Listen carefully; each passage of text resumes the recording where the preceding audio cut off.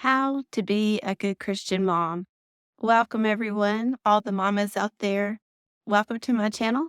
This is new for me. I'm just getting started, so just bear with me and we'll get through this together. I'm looking forward to hopefully sharing some encouragement with you today and just to help you grow as a mom. And so we'll dive right in. If you've ever wondered, am I doing enough? Am I a good Christian mom? I want to encourage you today. And I have just 4 points I want to share with you, and hopefully some very practical and encouraging advice that can maybe give you things that you can do. And I'm sure you're already doing a great job as it is, but just some practical things that I've learned from being a mom. And so I wanted to share those with you today in hopes that you can feel like you are a good Christian mom. And I have no doubt that you are. Motherhood is a calling, and it's not about being perfect. And it took me a long time to realize that. I would say within the last probably year or two, and I've been a mom for 23 years. I always tried to strive to be perfect, and it's just not attainable for us. God didn't mean for us to be perfect. And when you take that away and realize that you don't have to be that, it's very freeing and it's very calming, I think, just to realize that God doesn't expect us to be perfect. But it is about leaning on God's grace every single day. But I want to share with you some biblical wisdom, some practical encouragement, and just some simple steps that you can do to hopefully grow as a mom walking in your faith.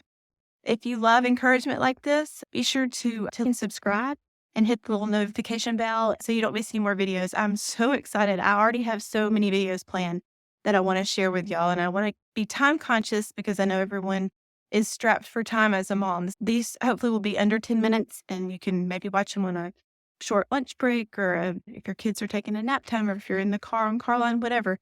But anyway, I wanted to watch your time. Point number one. Motherhood is a calling. It's not a competition. I know a lot of us feel like it is, and we try to constantly strive to be like the mom down the street or the mom that seems to have it all together. And it's just not practical. God made you who you are, and He put you in your kids' lives for a reason, and it's not a competition. The scripture verse for today is one of my favorite ones. In fact, if you look behind me, I don't know if you can read it. I'm sure it's backwards on the thing, but it's Colossians 3:23. I like it so much. I had it blown up on a big canvas and put in my office. But it says, whatever you do, work at it with all your heart as working for the Lord and not for people. We're not working for people. Our job, we are meant to work for God. We're working for the Lord. We are raising our kids and training our kids up for God. We're not trying to impress someone else. We're not trying to compete with anyone else. So just let that kind of take a load off for you. You're not trying to compete with anyone. God made you who you were, and He put you in your children's lives for a reason. Just keep that in mind. In today's world, it is so easy just to compare ourselves to other moms, but God doesn't want you to be like anybody else because He created you unique, He created you special. He gave you gifts and abilities and just special character traits that make you who you are. And He's asking you to be faithful where He's placed you. And He sees every meal you make, everything you plan, all the special things that you do for your kids that to make things special, every diaper you change, every bedtime prayer that you whisper, every single thing you do for your children. He sees that and He honors that. So today, ask yourself, am I measuring my motherhood by God's grace or by the world's expectations? And I know a lot of times I've been guilty of doing the latter. What does the world think of me as a mom? Who cares? We're not answering to them. We're answering to a higher calling. Just start each day with a simple prayer of surrender. And when I say simple, um, 7 words. 7 words. Lord, help me mother with grace today. You can say 7 words. It's a short prayer. You can say it before you even get out of bed in the morning. Lord, help me mother with grace today. You're going to encounter situations that are stressful, that are overwhelming. And so you're going to need to mother with grace. So just go ahead and ask Him for it at the start of your day and let that help you with your day. All right, we're to point number 2. Um, Lean on God's strength, not your own. Whew, that's a relief. It's a relief to not have to lean on my own strength because I'm lacking in certain areas and I need God's strength. So we don't have to do it on our own. God says, lean on me. I want to be there for you. I want to help you and encourage you. Lean on God's strength when you need it. The scripture verse for today is Isaiah 40:31, and it says, those who hope in the Lord will renew their strength. Wow. All we have to do is just to hope in Him, and God's going to renew our strength.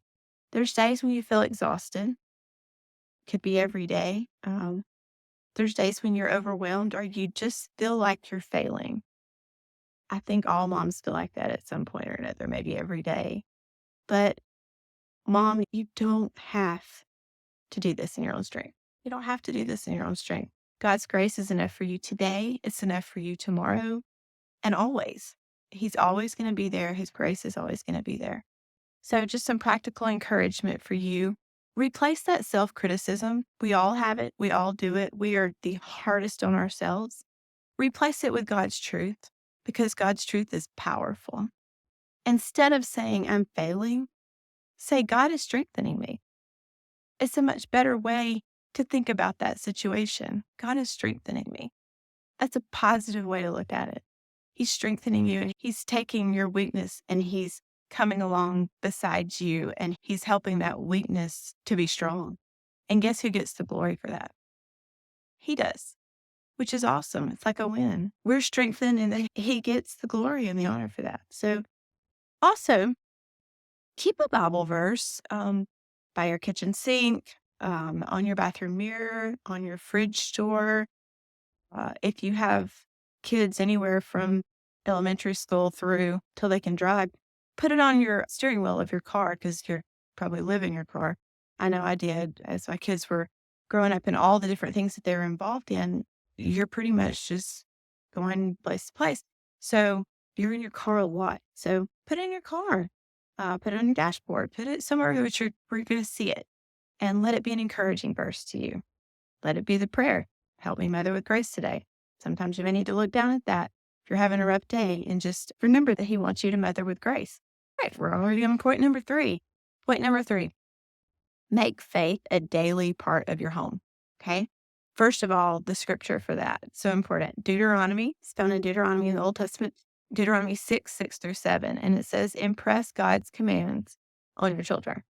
Talk about them when you sit at home and when you walk along the road. Now, that could be if you're sitting down to a meal with them, if you're just sitting on the couch near them, take those opportunities to impress God's commands. And it doesn't have to be thou shalt not. You know what God's commands are. Use them to the best of your ability, and you can see certain situations that come up that can be turned into a God lesson and a lesson to just strengthen their faith and help them to grow. And they don't even realize that you're doing it.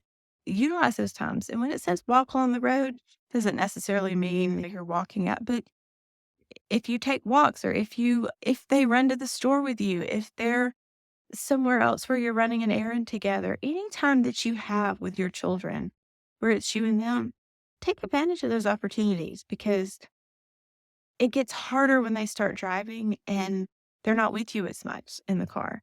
So just take advantage of that while you can still influence them even after they drive and even after they go to college. And I'm going to talk about that in just a second, but take advantage of those times that you have with them and encourage them in that faith. Okay. And also, you do not have to be a Bible scholar to raise godly kids. You do not have to know the Bible backwards and forwards to raise godly kids. It's about weaving that faith in day out, just in everyday moments. So praying over them at bedtime. You could play worship music. Simply talking about Jesus at the dinner table. Just little things.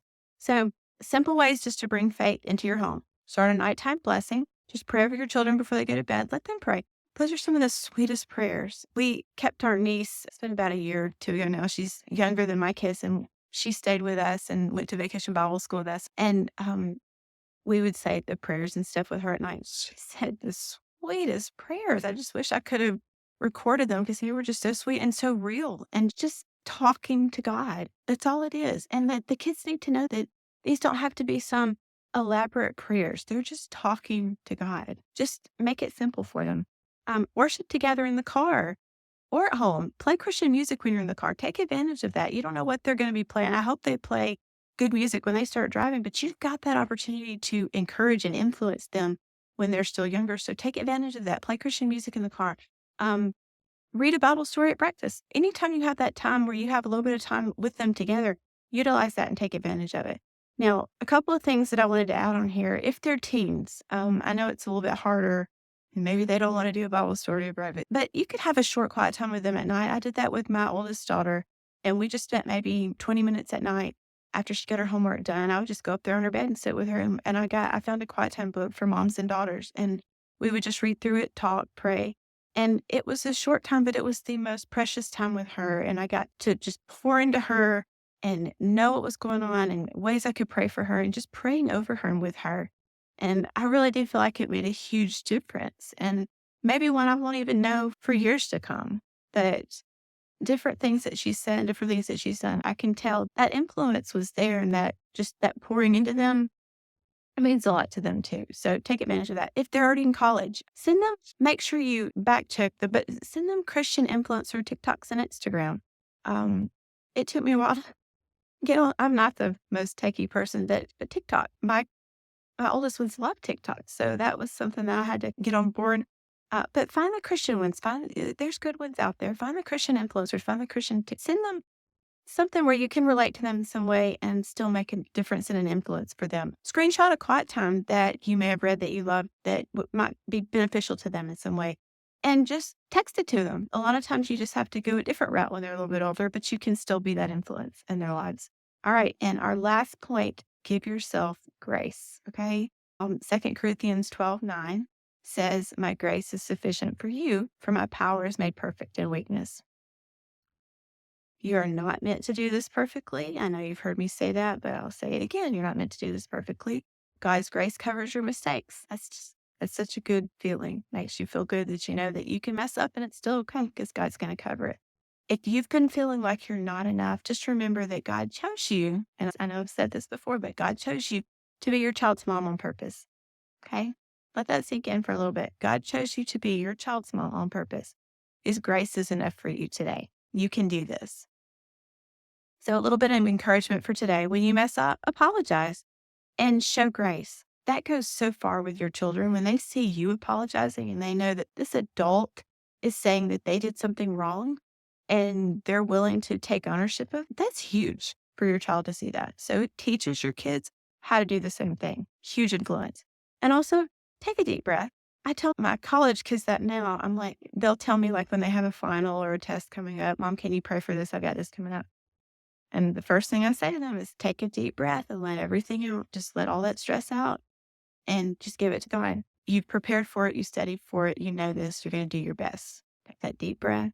You take a deep breath, Mama, and just remember that God is not asking for perfection, just faithfulness. Just be faithful.